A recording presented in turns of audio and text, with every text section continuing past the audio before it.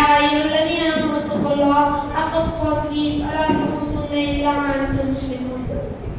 சகோதரர்கள் எல்லா புகழும் அல்லாஹ் ஒருவனுக்கே. இங்கு அமர்ந்திருக்கும் அனைவருக்கும் அஸ்ஸலாமு அலைக்கும். நான் இன்று எடுத்துக்கொண்ட தலைப்பு இறையச்சம். அல்லாஹ் தஆலா இந்த உலகத்தில் மனிதனை படைத்தான். அப்படி மனிதனுடைய வாழ்க்கை சீராகவும் சிறப்பாகவும் இருக்க வேண்டும் என்றால் அந்த மனிதன் ஈமானை ஏற்க வேண்டும்.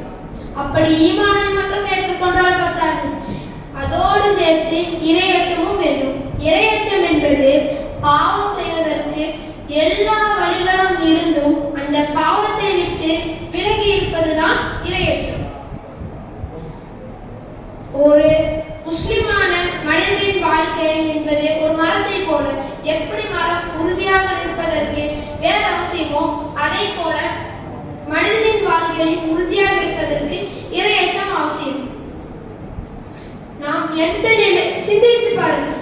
நாம் எந்த நிலையில் இருந்தாலும் அல்லாஹ் நம்மளை பார்த்து கொண்டிருக்கிறான் என்று நினைத்தோம் என்றால் நாம் சிறிய தவறு பெரிய தவறு என்று எந்த தவறும் செய்ய மாட்டோம்.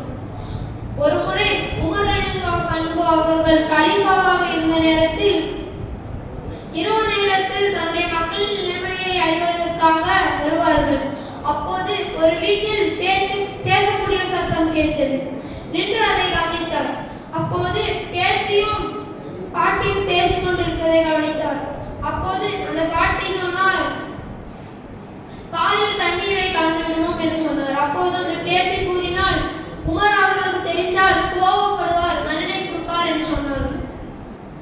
அந்த பேத்தியின் நிலைமை கண்டு இறையச்சத்தை கண்ட உமர் ரலியல்லாஹு அவர்கள் தன் மகனுக்கு அவரை திருமணம் முடித்து வைத்தார்.